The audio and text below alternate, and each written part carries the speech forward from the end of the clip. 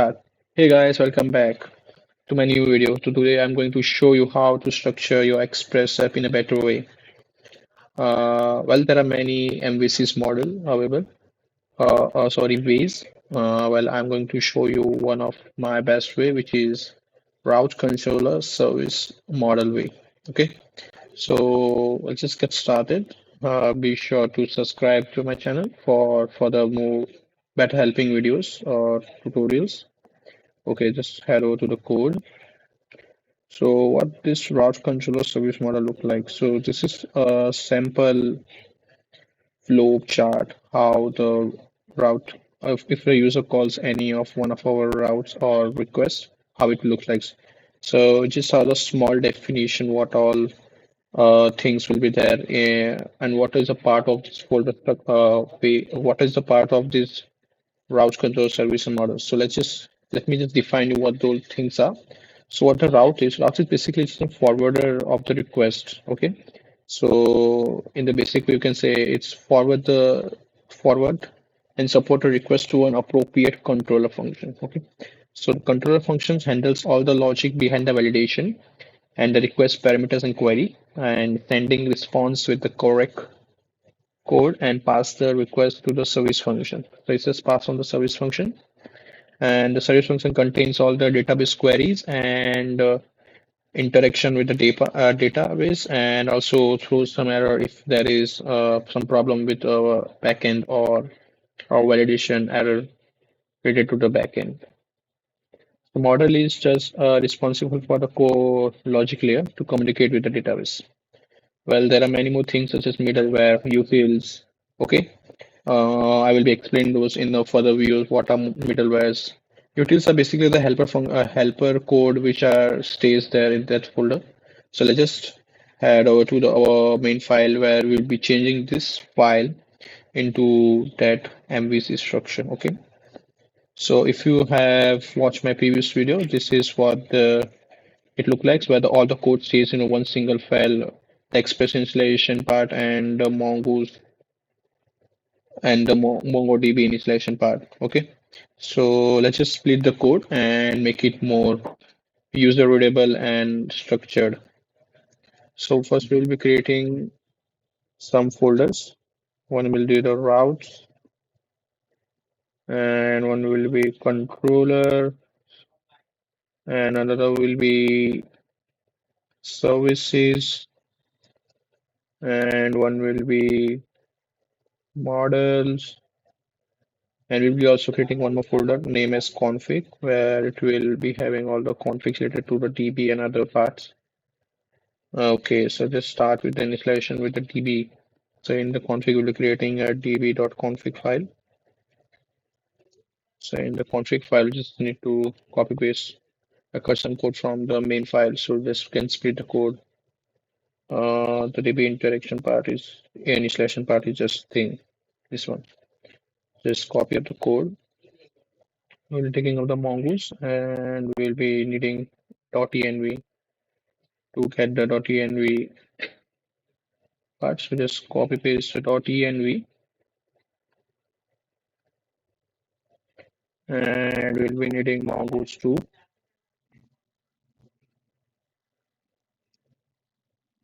So this is what they need, and we have to export this more DB instance,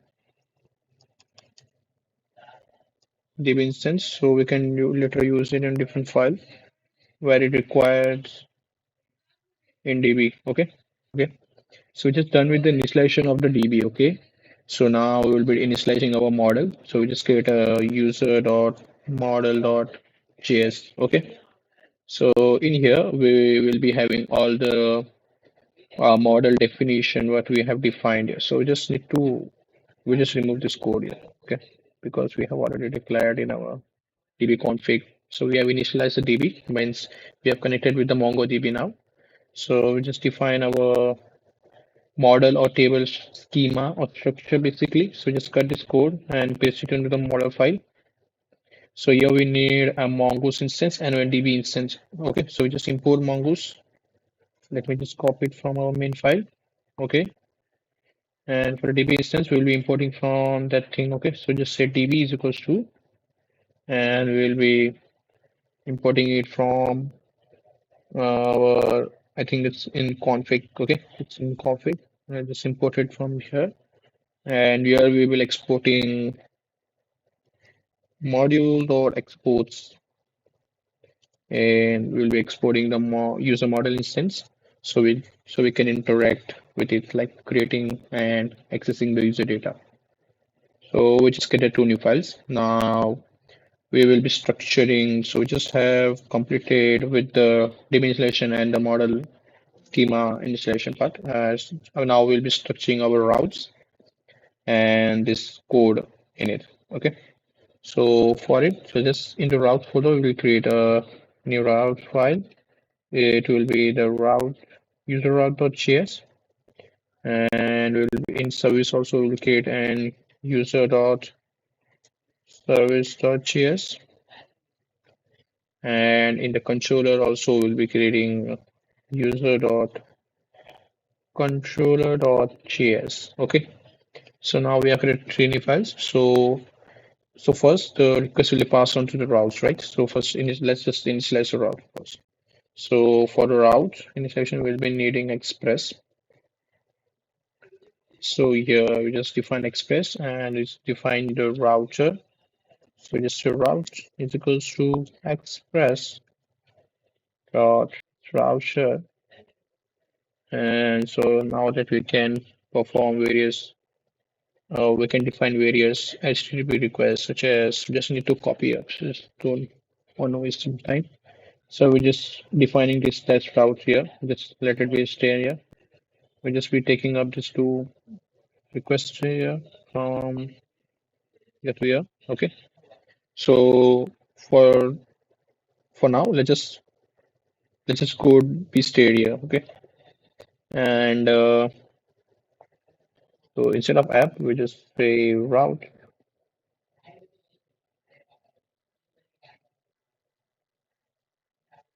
Oh man, route. Okay. And we need to export this. So it's exports module that export actually.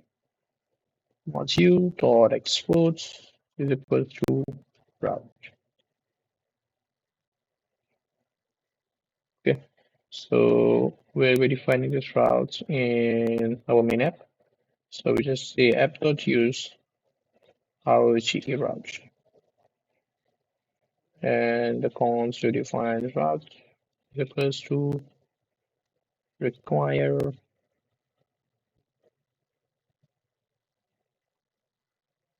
So we just get the routes from the route folder, is the route, right?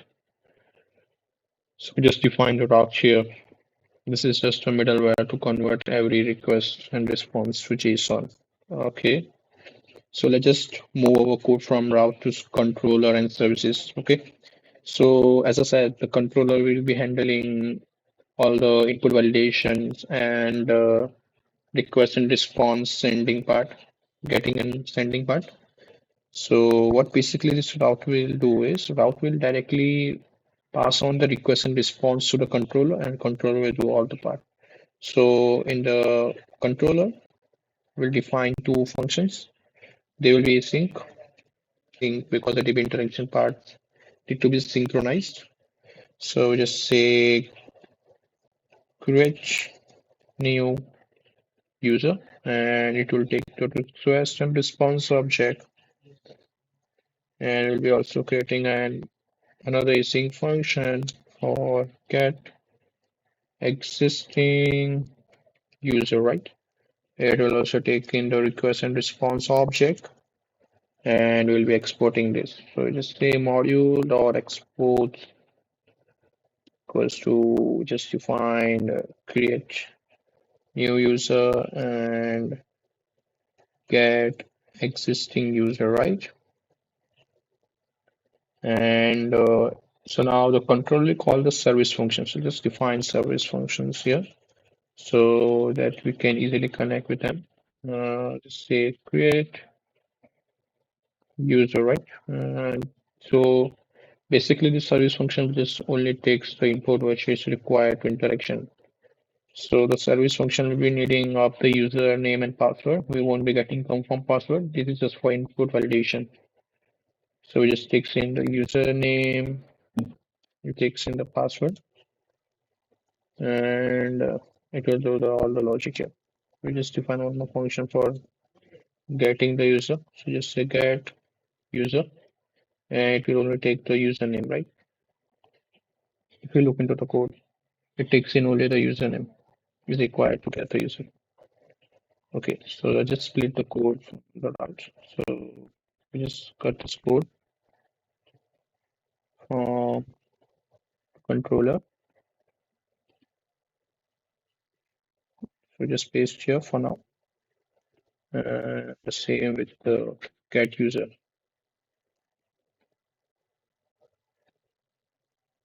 Okay, and I just call the functions. Say create new user, and it will take in the request and response object, right? And it will also say get existing user. It will take request and response object. So this is what the rule is for route. Just pass on the request and response object to the controller, and controller do the stuff. So now I'm going to split the code from the controller to service, so it will look more better now. We have completed till the route. This is what the route must look like. So let's just split the code for controller and services. So as I said, controller will get the request data. It will validate. So here we are validating. But this part is of deep interaction. As you can see, this is taking user model and everything. So we'll be cutting this code from maybe from here. It's here, and for in the user function, we will say const data equals to, and just paste this thing up here. And just need to return it. And for better things, let's just put this code into try catch block so we can for better error handling. Okay, so here will return false if any error occurs. Okay, or else the data. This data will be returning the object of the user details which we just have created. Okay, and we'll also be consoling by defining it's a create user error, and we just error dot message. Error message is a way where it's just defining us in a shorter way. We won't be getting up the stack where we are getting the error from. Okay, because that's why I've defined it like we are getting error from get user error. Okay, so just get the code of get user from controller. So the code is something this. So just cut the code. We come here. Just put it into. Let's just first define a try catch block.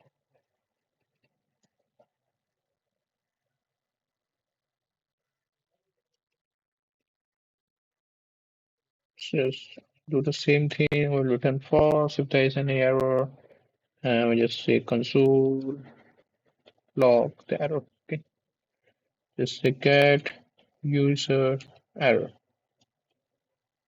and it's error dot message, right?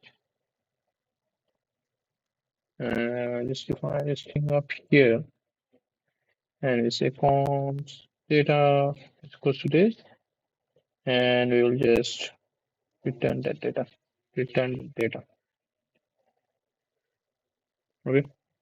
So here we will need to define the user model since we are using it. So this will be importing it. Just say user model. It's coming up. Yeah. So we got the user right here. Okay. So we got the user model. and I think the code looks fine. So we just have completed with the service part. So this function need to be exported. So we say module dot export. We say create user and get username, get user. Okay. So we're just going to export these functions from here to be called by the router. So we just say await. Since here is sync, we say create user it. I'll just pass on the username and the password to user, this function. And this will return the object. If there's any error, then it will return false. If you hover over, either it returns false or the data. Okay. Same here. We'll be needing get user. I think so. Yep. It's get user, right? From the service. It will take in only the username, right? And it just checks here. If not, then we're returning no such user, or else we'll just return it. Okay. I think we have completed all of the part. The code looks fine. Let's just try running it. Okay. So in the terminal, we use node1 app.js. Just try. Or either we have forgotten any of the input, it will show an error. Just check. Yeah, just I think the code works fine. DB also got connected. So we are getting console from our DB config. These are the event listeners. If it's connected and disconnected, an error occurs, just console it. Okay, let's just test it with our postman. Okay. Okay. So let's just try with the test. And sorry, we need to get only one of them. Yeah. So we are able to get the data. Let's try posting it. So this will be registering, you can say ABC, and in the body, we'll be defining password and confirm password. Let's say, just check if a validation is working or not. So it should return, yeah, it's returning an validation input error. That's working fine. So let's just try creating it to its user. So yeah, we are able to get the user. So let's just check the user existing or not. So we just pass in A, B, C, and here we go. We got the password, we got the username. So here, guys, we have ended the video. So I hope you understand what I have explained you. If you have any issues in understanding what I have any trouble in between, do let me know in the comment. I will surely be helping out with it. Okay, and do let me know what all topics do I create in the coming video, and do let me know what video should I create in the comments. I will be surely be helping out with all things. Okay. I hope you like my video. Do sure to like and subscribe and see you in the next video.